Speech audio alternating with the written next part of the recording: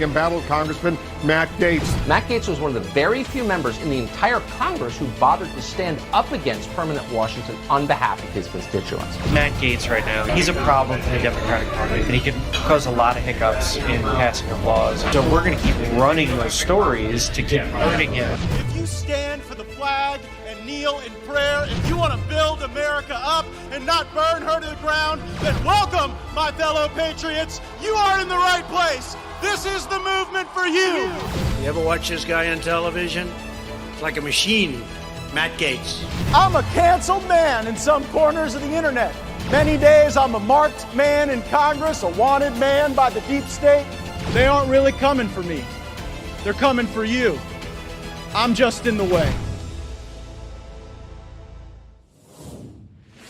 Welcome. We are live broadcasting from room 2021 of the Rayburn office building in the Capitol complex in Washington, D.C., and I've got an important update regarding a vote that just happened, and for one person, a vote that actually didn't just happen, regarding the woke, radical gender ideology that has been really forced down the throat of our military in a lot of cases. So a key Republican inquiry on how this gender ideology is affecting the military. I'm going to show you the debate, and we're going to talk about who did and did not participate in that fight and what it tells us about the next Congress. Wanted to take note, all the folks let me know that they're tuning in from Erie, Pennsylvania, McAllen, Texas, Benson, North Carolina, Pensacola, Florida, Hudson Valley, New York. Thank you all so much.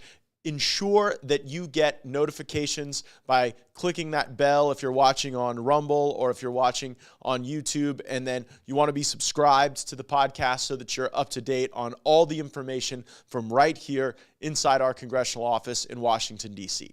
I want to start today's show with a discussion of the Twitter files. Now, as we've all watched, Elon Musk's lawful yet hostile takeover of the Bird app has ruffled a lot of feathers. And it's easy to see why the leftist cronies are so triggered. Elon has begun exposing Twitter's corruption and collusion slowly and deliberately through the release of these internal communications between Twitter execs and employees. It's known as the Twitter files. I was on a Twitter space recently with Charlie Kirk, and the question was raised, I wonder why they didn't delete these things. And maybe this horrible stuff that you've seen in the releases, maybe it wasn't deleted because they're actually proud of it. That's what they actually think about the rest of us, that we deserve the censorship and for them to make decisions on our behalf. So first, Elon made us aware of Twitter's collusion with the Biden campaign. Now, apparently the Biden campaign had the ability to get posts removed just by emailing Twitter's moderation department. And then the moderation department would just email back, handled. That is the definition of collusion. And what is an absolutely egregious violation of the spirit of the First Amendment, we see what was happening. And we have it in writing because now we know exactly how the left is. At first, they say you're a conspiracy theorist and this stuff isn't happening. And then second, when it actually is happening, they say it's a good thing and you should be thankful for it. Speaking of conspiracies, it turns out that Twitter has been shadow banning conservatives the whole time. And yours truly has been a target.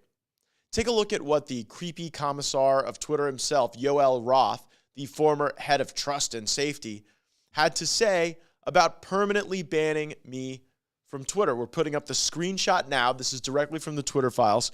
For those of you listening, they basically say, we should just ban Gaetz. Working on that. Well, it doesn't quite fit anywhere, duh. Right, because what I was doing didn't violate any rules. But I'm trying to talk trust and safety into treating it as incitement. Remember, this tells you a lot about the left. When they don't like what you're saying, when they object to your speech, they conflate speech with violence. But speech isn't violence. Speech is actually what stops us from devolving into violence. But right here, conflating speech with violence, that's exactly what you see the media trying to do to Marjorie Taylor Greene today, which is a total joke. I'm glad she's not giving it any more dignity than it deserves. But it's also exactly what Kevin McCarthy said about me. In the days following my criticism of Liz Cheney, Kevin McCarthy said that might have been gaslighting violence. So the same mentality that you see from the media today with Marjorie Taylor Greene, that you see from the Twitter executives trying to ban me, was manifested in Kevin McCarthy's own thinking. You know what? In a civilized society, speech is speech and violence is violence. And they're very different. They look very different. And it's only fools who try to conflate them, or it's people who are evil, who are actually trying to control behavior. And so they use this as their mechanism to do so. And, you know, you have also in this Slack, this concurrent from other folks at Twitter that Matt Gaetz was dangerous and deserved removal for incitement. As of today, I stand alone as the only lawmaker singled out by Twitter in this way. All the members of Congress that they could censor, and they wanted me the most. Pretty amazing. These things aren't random or done by accident. There is a purpose to the efforts of the regime to silence those who pose a threat. Catch the signal, not the noise, a brilliant man often says. Well, here's the signal. My name appears on big tech's censorship files. Kevin McCarthy's name appears on big tech's political donation lists. So who do you really trust to take these people on? No more professional wrestling with big tech should be tolerated. No more puppet shows masquerading as oversight, which is exactly what happened when Kevin McCarthy was majority leader. They were never called to account, never truly. Now, Kevin McCarthy has been called big tech's best friend, and you could tell by the Twitter files that I'm their worst enemy, and I wouldn't have it any other way. I would expect that other members of Congress were also impacted negatively by Twitter's corruption. We saw years ago that Jim Jordan, Mark Meadows, and Devin Nunes joined me on a censorship list during the Russia hoax because we were the ones telling the truth.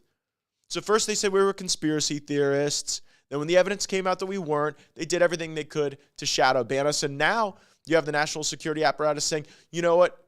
Everything we did to harm Trump, it was justified because he's an insurrectionist. What a joke. You know, I'm virtually certain that Twitter never censored Kevin McCarthy. And we all know that that's either because he's controlled opposition or otherwise compromised, probably through political donations. When the media called us conspiracy theorists, McCarthy was silent and he was spared. That's how it works. Those of us who were the actual fighters, well, Twitter was colluding with the Democrats and the deep state to shadow ban us, censor us, ban conservatives. This country has always leaned center-right. At worst, it's a 50-50 country. We can't have the gatekeepers of information throttling the free flow of dissenting or unpopular opinions, much less the opinions that are shared by the majority of Americans. And now we see that these gatekeepers are massive international stateless corporations unaccountable to the people or even their own rules or standards. You see in the Twitter files, when the standard doesn't fit, they just say to hell with it. Let's find a justification to ban people anyway who are saying things we don't like. Now, there will always be spineless regime apologists that owe their existence to preserving this corrupt system. And speaking of invertebrates, remember when Lincoln Project stooge Rick Wilson went on MSNBC to play defense for Twitter when they were facing these allegations initially? Take a listen. Whiny victimhood from Matt Gaetz and Ken Buck and Jim Jordan and Marjorie Taylor Cuckoo QAnon Green and all these other people. It is the most pathetic example of special pleading I've ever seen. They act as if they've been oppressed somehow, that the world is against them somehow. Well, guess what? Twitter and Facebook aren't banning you because you're a conservative. They're banning you because you suck. They're banning you because you say evil shit. They're banning you because you support a revolution against the government of this country and a free and fair election. This is the most remarkable thing about this to me is all these tough guys, swagger monkeys who act like they're the big, alpha males. They're whining and bitching and moaning about Kathy Griffith holding up a mannequin head or Nancy Pelosi tearing up a piece of paper. Come on, guys, toughen up. There's the pattern recognition. First, Twitter said in response to press inquiries, even some administrative action with the Federal Elections Commission, they weren't doing this. They weren't shadow banning anyone. And then they have these shills like Rick Wilson go out there and say, well, it's a good thing for the internet that Matt Gaetz and Marjorie Taylor Greene get banned. Well, you know what, Rick? Who sucks now? That take aged about as well as Rick Wilson has. When we take Congress back in January, there will be a lot of people that have answering to do. And we can start with the former Twitter executives that were responsible for this malfeasance. Maybe we bring in Jack Dorsey and ask him about his testimony before the 116th Congress that seems to be directly contradicted by the evidence. Listen to what he had to say then. I want to read a few quotes about Twitter's practices, and I just want you to tell me if they're true or not. Social media is being rigged to censor conservatives. Is that true of Twitter? No. I don't know what Twitter is up to. It sure looks like to me that they're censoring people, and they ought to stop it. Are you censoring people? No. Twitter shadow banning prominent Republicans. It's bad. Is that true? No. That was a lie. And it makes you wonder, what else have they been lying about? Maybe we'll learn more from Elon's Twitter file drops in the coming days and weeks. But what's been done in the dark is about to be brought to the light by the next Republican Congress. Our enemies are running and scared, and we do have them on the ropes, and we're not going to let up. We just can't let big tech's errand boy become the Speaker of the House. Another subject I wanted to address today was the activity in the House Armed Services Committee around a resolution of inquiry that would require the Department of Defense to fess up about the woke ideology, the crazy radical gender ideology that they have been pushing on our military. And I want to clue you in on exactly how that debate went today. Take a listen from just moments ago. We are not meeting our recruiting goals in the military. Morale is down, and every one of us knows it. And we see it manifest in really what I think is one of the greatest honors we have, and that is our Academy Service nominations. I recall when I came to the Congress 6 years ago, we got our pick of the litter, the best of the best, brightest of the brightest. And every one of us has seen the number of people apply for Academy noms go down, and we've seen an impact on quality based on how people are currently perceiving our military. The woke ideology that Secretary Austin has advanced has harmed our military, and I take particular note of a report titled Fighting the Culture War Within the U.S. Navy, conducted by Senator Cotton, Congressman Banks, Congressman Crenshaw, and Congressman Gallagher. And that report serves as a roadmap as to how to try to restore trust and confidence. There was one lieutenant currently on active duty who lamented, quote, "Sometimes I think we care more about whether we have enough diversity officers than if we'll survive a fight with the Chinese Navy." She continued, quote, "It's criminal to think that they think my only value is as a black woman, but if you cut our ship open with a missile, we'll all bleed the same color." And this culture war that we see with radical race ideology and radical gender ideology is intermingled, and it permeates all aspects of the Department of Defense and has even bled into the VA. In July of 2021, VA Secretary McDonough announced that his department would provide gender reassignment surgeries, and he described that as the path of progress. Now, Secretary Austin assures us that the DOD hasn't gone woke, but on August 30th, the Army's Diversity, Equity, and Inclusion and Accessibility Office hosted a gender inclusion workshop. The workshop, quote, "The workshop will cover discussion training on gender identity, transgender, and non-binary 101. I shudder to think what non-binary 102 would be. The use of pronouns and other best practices in gender inclusivity," close quote.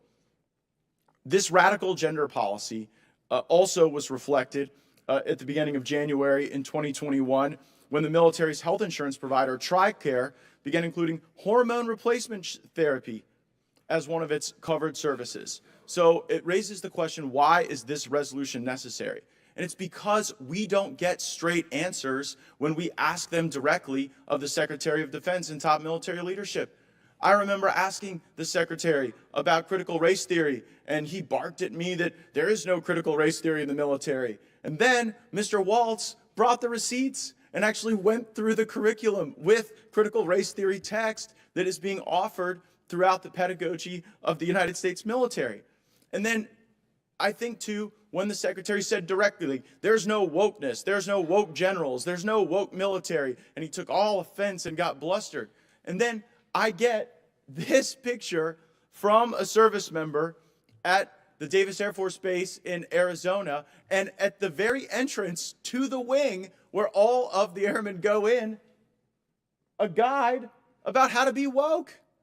And so when you get just like the blatant evidence that contradicts the statements that these people make, it necessitates this type of inquiry. I want to respond to the chairman's argument that, well, the real problem, the real reason that we see wokeness high on the list for people as a deterrent to recruitment and military service, well, like, I'm sorry, if we don't talk about it, it still happens. Like the notion that if we just don't talk about wokeness and we don't criticize radical gender ideology, that everything will be okay and we'll meet our recruiting goals, with all due respect, that is a very boomer mentality. This stuff gets shared on social media. This gets shared in messaging applications. The notion that our service members don't talk to one another, don't share their concerns, and don't reflect on them is a bit naive. And so I don't think that it is effective leadership for us to put our head in the sand and say, well, whenever we see things like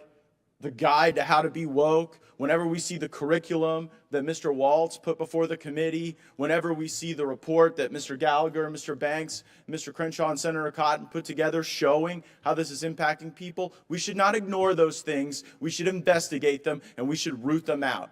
And I have every confidence under Chairman Rogers' leadership and during the upcoming Republican majority, we will do just that. We will dig into this wokeness, we will get it out of our military, and we will restore the confidence in the greatest fighting force the world has ever known. I yield back. Thank you. I accept the generational insult there, but I will say that even us old folk, Matt, know that things do get generated and spread around. My point is that if you generate stuff that is dishonest for political purposes, it gets spread around and causes damage. I have no doubt that it's being spread around. I do understand how. I would just suggest it was Secretary It Austin is my time, Mr. Gaetz. You do not have time at the moment. You do not have time. It's not your time. So anyway. I don't question the patriotism of people who are in the military of any gender. I do question the intense focus that the D.O.D. places on it when they're hosting pronoun trainings rather than using that time well. And so, like, for us to be criticized, there's a rich irony here. For us to be criticized for presenting this resolution of inquiry and then as a waste of time, when the real people wasting the time are the people at DOD pushing radical gender ideology onto service members. And I would certainly agree with the chairman that dishonesty for political purposes is something that none of us should accept. But the obvious dishonesty came from the Secretary of Defense. We were all here when he said there wasn't critical race theory being taught, and then we were all here when Mr. Waltz pulled out the curriculum and showed that it was. We were all here when he said that they hadn't gone woke, and you've now seen the evidence shared with me by a service member where they're advertising the effort to go woke. So I guess you have to either believe the Secretary of Defense or your own lying eyes. And so that is the dishonesty for political purposes that we critique.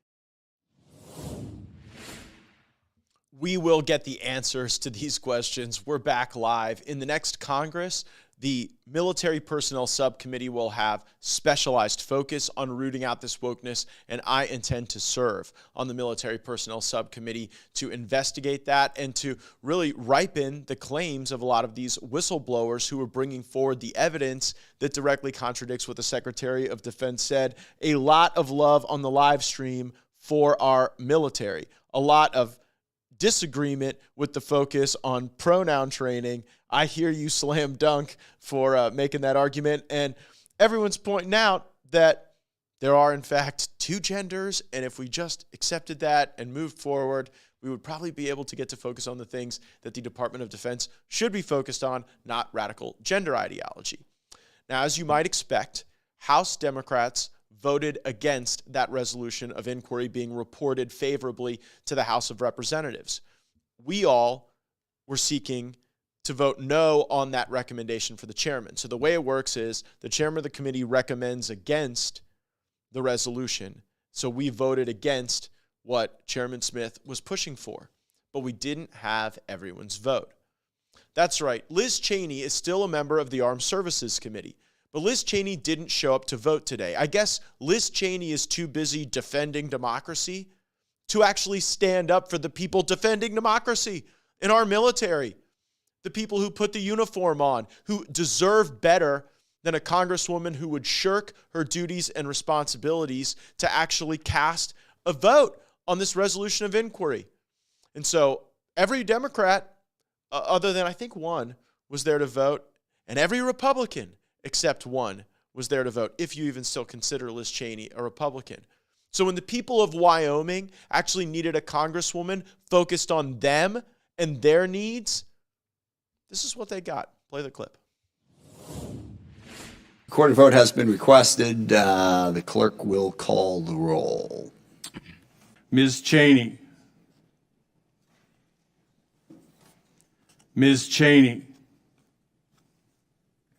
Ms. Cheney. Ms. Cheney. There was silence when they called for the vote of Congresswoman Cheney in the House Armed Services Committee today, but the hypocrisy rang quite loud. What a hypocrite to act like you're the great person defending our democratic institutions and the institution that has actually endured to protect Americans, to defend the republic. Well, that institution was left unrepresented by Congresswoman Cheney because she's too worried about her next book deal or her next TV appearance or her next opportunity to lie about President Trump and lie about members of Congress in the January 6th report that will pretty much be lies from beginning to end. Thanks so much for joining us today on Firebrand. Make sure you're subscribed, notifications on, and we'll be back with you soon. Roll the credits.